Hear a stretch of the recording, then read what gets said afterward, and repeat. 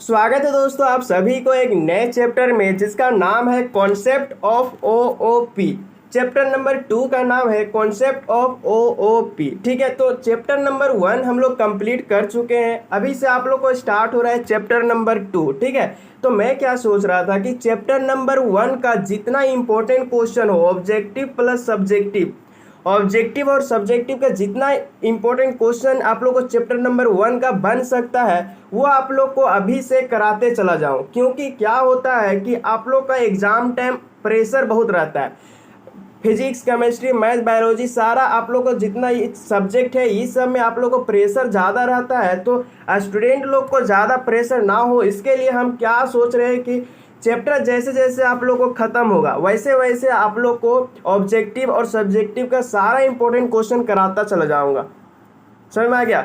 और आप लोग को प्लस में कि चैप्टर नंबर 2 का भी स्टडी साथ साथ चलेगा और चैप्टर नंबर 1 का भी इंपॉर्टेंट क्वेश्चन मिलेगा। ठीक है, तो चलते हैं वीडियो को स्टार्ट करते हैं। तो वीडियो को स्टार्ट करने से पहले एक और बात आप लोगों को बता देता हूं कि आप लोग को चैप्टर नंबर 1 में जितना टाइम लगा है, ठीक है, जितना टाइम आप लोग को चैप्टर नंबर 1 को पढ़ने में लगा है उतना आप लोग को अगला 8 चैप्टर को पढ़ने में लगेगा। मतलब कि जितना आप लोग को चैप्टर नंबर 1 अभी तक आप लोग पढ़े इतना ही टाइम में आप लोग को 8 चैप्टर कंप्लीट हो जाएगा। ठीक है, तो अब आप लोग को सिलेबस रनिंग में है, मतलब कि बहुत ही फास्ट चलने वाला है। ठीक है, बस रेगुलर बने रहना है और वीडियो को लाइक करना है। आप लोग लाइक नहीं करते, ठीक है, व्यूज जितना आता है उतना लाइक आना चाहिए आप लोगों को, तब ना पता चलेगा कि आप लोग कितना एक्टिव है पढ़ने में। ठीक है, तो आप लोग को हम बता रहे थे ओओपी के बारे में। ठीक है, कॉन्सेप्ट ऑफ ओओपी। तो आप बताइए कि ओओपी आप लोग कहाँ पे एक बार और सुने हैं। ठीक है, क्लास 11th में भी सुने हैं और आप लोग को क्लास 12th में चैप्टर नंबर 1 में भी आप लोग को हम बताए हैं ओओपी किसको बोलते हैं। ठीक है, तो आप बताइए कि ओओपी का पूरा नाम क्या होता है। तो ओओपी का पूरा नाम होता है ऑब्जेक्ट ओरिएंटेड प्रोग्रामिंग। ठीक है, तो आगे सारा भी आप लोग को लिख करके बताएंगे, टेंशन नहीं लेना है, बस आप लोग को थोड़ा सा भी हम समझा रहे हैं। ठीक है, तो ओओपी का पूरा नाम क्या होता है, ऑब्जेक्ट ओरिएंटेड प्रोग्रामिंग। ठीक है, तो ओओपी का एक और नाम होता है आप लोग को जिसको हम पहचानते हैं सी प्लस प्लस से। ठीक है, C plus plus is known as होता है ओओपी। ओओपी भी और सी प्लस प्लस एक ही है। ठीक है, तो अभी हम लोग यहाँ पे आज पढ़ने ही वाले हैं कि ओओपी के बारे में।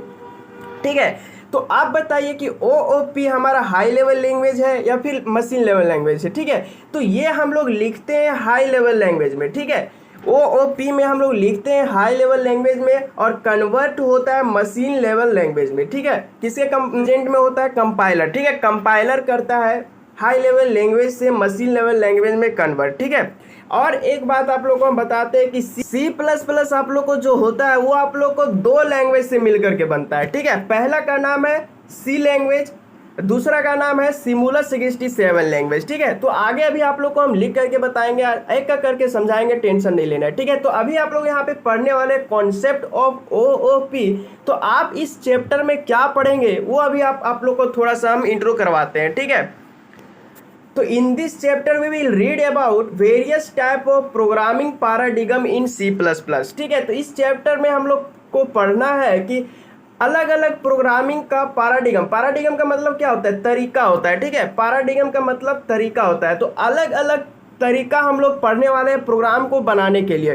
प्रोग्राम को बनाने का अलग अलग तरीका भी आप लोग इस चैप्टर में पढ़ेंगे। ठीक है, the C plus plus programming is known as OOP. ठीक है, तो अभी आप लोग को हम बताए थे ना कि ओओपी हम लोग सी प्लस प्लस को भी बोलते हैं और सी प्लस प्लस हम लोग ओओपी को भी बोलते हैं। तो यहाँ पे लिखा हुआ है कि the C plus plus programming is known as OOP. ठीक है, सी प्लस प्लस प्रोग्रामिंग हम ओओपी को भी कहते हैं। ठीक है, अगला यहाँ पे देखिए कि the C plus plus language is taken from C language और सिमुलस 67 लैंग्वेज। अभी आप लोग को हम ऊपर में ही बताए थे कि सी प्लस प्लस जो है वो हमारा 2 लैंग्वेज से मिल करके बना है। पहला होता है सी लैंग्वेज, दूसरा होता है सिमुलस 67 लैंग्वेज। ठीक है, ये डायरेक्ट आप लोग को ऑब्जेक्टिव क्वेश्चन में पूछा जाता है, तो आप लोग को याद रखना है। ठीक है, सी प्लस प्लस आप लोग को 2 भाषा से मिल करके बना है, पहला है सी लैंग्वेज, दूसरा है सिमुलस 67 लैंग्वेज। ठीक है, तो ये आप लोग को याद रखना, ऑब्जेक्टिव में ये काम देगा। ठीक है,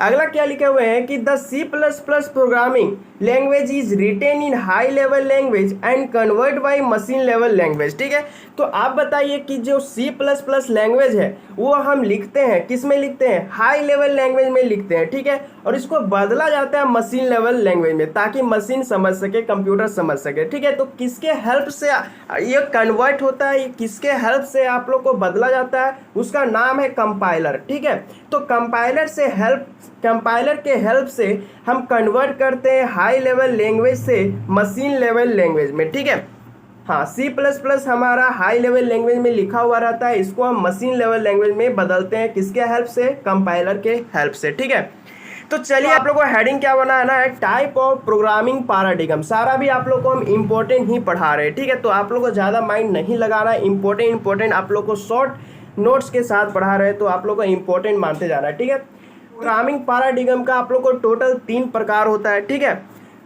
हाँ, प्रोग्रामिंग पैराडिग्म आप लोग को 3 प्रकार होता है। पहला होता है आप लोग को क्या, प्रोसीड्यूरल प्रोग्रामिंग पैराडिग्म। पहला का नाम क्या है, प्रोसीड्यूरल प्रोग्रामिंग पैराडिग्म। इसका शॉर्ट नाम होता है पीपीपी। ठीक है, इसका शॉर्ट नाम क्या होता है, पीपीपी। और एक नाम होता है आप लोग को पीओपी। ठीक है, प्रोसीड्यूरल प्रोग्रामिंग पैराडिग्म का 2 शॉर्ट नेम होता है, एक होता है पीपी, दूसरा होता है पीओपी। तो आप लोगों को दोनों याद रखना है। दूसरा क्या है, ऑब्जेक्ट बेस्ड प्रोग्रामिंग। ठीक है, तो इसका आप लोग को शॉर्ट नेम क्या होता है, ओबीपी। ठीक है, ओबीपी आप लोग को ऑब्जेक्ट बेस्ड प्रोग्रामिंग हो जाएगा। ठीक है, तीसरा क्या है, ऑब्जेक्ट ओरिएंटेड प्रोग्रामिंग। इसका शॉर्ट नेम होता है क्या, ओओपी। ठीक है, इसका शॉर्ट नेम क्या होता है, ओओपी। तो अभी आप लोग को हम सारा समझाएंगे, टेंशन नहीं लेना है। तो पहला हम क्या आप लोग को यहाँ पे बताएं, पीपीपी। ठीक है, तो ये जो आप लोग को पीपी दिख रहा है ये हमारा सी लैंग्वेज में काम होता है। ठीक है, पीपी हमारा सी लैंग्वेज में काम होता है। फिर ओबीपी जो होता है ये हमारा सिमुलस 67 लैंग्वेज में काम आता है। ठीक है, और ओओपी जो होता है वो हमारा होता है सी प्लस प्लस में काम आता है ये। ठीक है, तो अभी आप लोगों को समझ में आ गया कि सी लैंग्वेज को हम लोग क्या बोलते हैं, पीपीपी, और हम लोग सिमुलस 67 लैंग्वेज को हम लोग क्या बोलते हैं, ओबीपी, और हम सी प्लस प्लस को क्या बोलते हैं, ओओपी। तो इतना क्लियर हो गया। अभी आप लोग को हम लिख करके बताएंगे, टेंशन नहीं लेना है। ठीक है, एक एक करके भी आप लोग को हम बताने वाले हैं। ठीक है, तो पहला आप लोग को हेडिंग क्या बना लेना है, हाँ, तो पहला आप लोग को यहाँ पे हेडिंग बनाना है प्रोसीड्यूरल प्रोग्रामिंग पैराडिग्म। ठीक है, तो अभी आप लोग को हम जो ऊपर में समझाए हैं वही यहाँ पे लैंग्वेज में लिख दिए हैं ताकि आप लोग को इसी तरह लिख करके आना है एग्जाम में। ठीक है, तो आप लोग को लिखना क्या है कि the procedural programming paradigm is known as procedural और ओरिएंटेड प्रोग्रामिंग। इसका शॉर्ट नेम क्या होता है, पीओपी। तो हम कुछ यहाँ पे लिखे नहीं है, अभी आप लोग को हम जो बताए हैं कि प्रोसीड्यूरल प्रोग्रामिंग पैराडिग्म का शॉर्ट नेम होता है पीओपी और एक होता है पीपीपी, मतलब कि दोनों आप लोग को याद रखना है। ठीक है, दूसरा नंबर आप लोग को यहाँ पे देखिए पॉइंट वाइज पॉइंट लिखना है। दूसरा नंबर पॉइंट क्या है कि the C language is known as procedural programming paradigm PPP, लिख दिए। ठीक है, सी लैंग्वेज जो होता है वो हमारा काम करता है पीपीपी में। ठीक है, तीसरा क्या है, the main feature of PPP is function. इसका फीचर क्या होता है, पीपी का फंक्शन होता है। ठीक है, अगला क्या है, in PPP is programming reading approach the top to bottom. मतलब कि पीपीपी जो प्रोग्रामिंग है ये हमारा रीडिंग करता है टॉप से बॉटम, मतलब कि ऊपर से नीचे की ओर ये रीडिंग करता है। ठीक है, ये पढ़ता है कहाँ से, ऊपर से नीचे की ओर पढ़ता है। कौन, पीपीपी। ठीक है, एक और नाम है क्या, पीओपी। तो इसको भूलना नहीं है आप लोगों को। ठीक है, दूसरा नंबर आप लोगों को हेडिंग बनाना है क्या, object based programming paradigm. Object based programming paradigm, इसका शॉर्ट नेम क्या होता है, ओबीपी होता है। ठीक है, तो आप लोगों को यहाँ पे लैंग्वेज में लिखना है कि the short name of the object based programming is OBP. ठीक है, उसके बाद ये इसका यूज कहाँ होता है, सिमुलस 67 लैंग्वेज में। तो यहाँ पे लिखना क्या है कि the Simula 67 language is known as object based programming. ठीक है, सिमुलस 67 लैंग्वेज जो होता है वो ऑब्जेक्ट बेस्ड प्रोग्रामिंग होता है। ठीक है, अगला क्या तीसरा नंबर में लिखना है, तीसरा नंबर the main feature of the OBP is class. तो इसका फीचर क्या होता है, ओबीपी का क्लास होता है। तो क्लास जो है अभी आप लोग को हम कुछ बताने वाले नहीं है इसके बारे में, अभी आप लोगों को थोड़ा बहुत अगला वीडियो में बताएंगे, और क्लास जो होता है वो आप लोग को चैप्टर नंबर 4 में पूरा पढ़ना है, ठीक है, क्लास और फंक्शन, ठीक है। तो अभी आप लोग को ज़्यादा टेंशन नहीं लेना है, ठीक है। अगला क्या है यहाँ पे, in OBP the program reading approach. ये रीडिंग कहाँ करता है, बॉटम से टॉप में करता है, ठीक है, मतलब कि ऊपर की ओर करेगा, नीचे से ऊपर ये रीडिंग करता है, पढ़ता है, ठीक है। कौन, OBP। अगला क्या है यहाँ पे देखिए, तीसरा नंबर, ज़्यादा कुछ इंपॉर्टेंट है नहीं इसलिए अभी ज़्यादा अच्छे से समझा नहीं रहे, स्किप कर रहे हैं, ठीक है। तीसरा नंबर क्या है, ऑब्जेक्ट ओरिएंटेड प्रोग्रामिंग।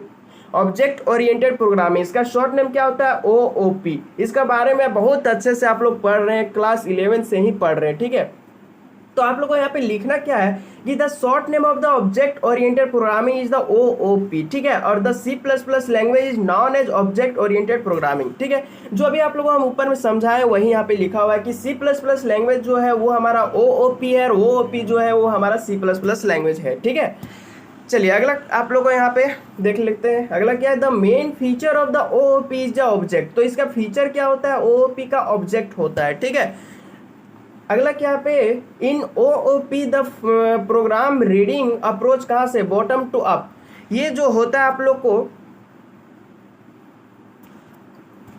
OOP जो होता है वो हमारा बॉटम से टॉप की ओर आप लोग को रीडिंग करता है ये, ठीक है। रीडिंग कहाँ से करता है, बॉटम से अप की ओर, नीचे से ऊपर की ओर रीडिंग करेगा, ठीक है। एक और आप लोगों को स्टार में लिख लेना है कि the OOP is combination of PPP और OBP। मतलब कि कैसे, हम बताए थे अभी कुछ देर पहले बताए कि C++, जो C++ है वो हमारा क्या है, OOP है कि नहीं, OOP है। और जो हमारा OOP जो है वो हमारा दो लैंग्वेज से मिल करके बना है, ठीक है। कौन कौन, एक C लैंग्वेज और एक होता है सिमुला 67 लैंग्वेज, ठीक है। तो आप इसे कह सकते हैं कि जो PPP है, मतलब कि इसको हम क्या बोलते हैं, C लैंग्वेज, ठीक है। और OBP है, इसको हम क्या बोलते हैं, सिमुला 67 लैंग्वेज। दोनों को कॉम्बिनेशन को हम लोग क्या कह सकते हैं, OOP कह सकते हैं, C++ कह सकते हैं। ये दोनों कॉम्बिनेशन को हम लोग क्या बोलेंगे, OOP। समझ आ गया, क्योंकि ये दोनों लैंग्वेज है, इसका C लैंग्वेज है, ये सिमुला 67 लैंग्वेज है, दोनों का प्लस होता है OOP होता है, मतलब कि C++ होता है, ठीक है। समझ आ गया।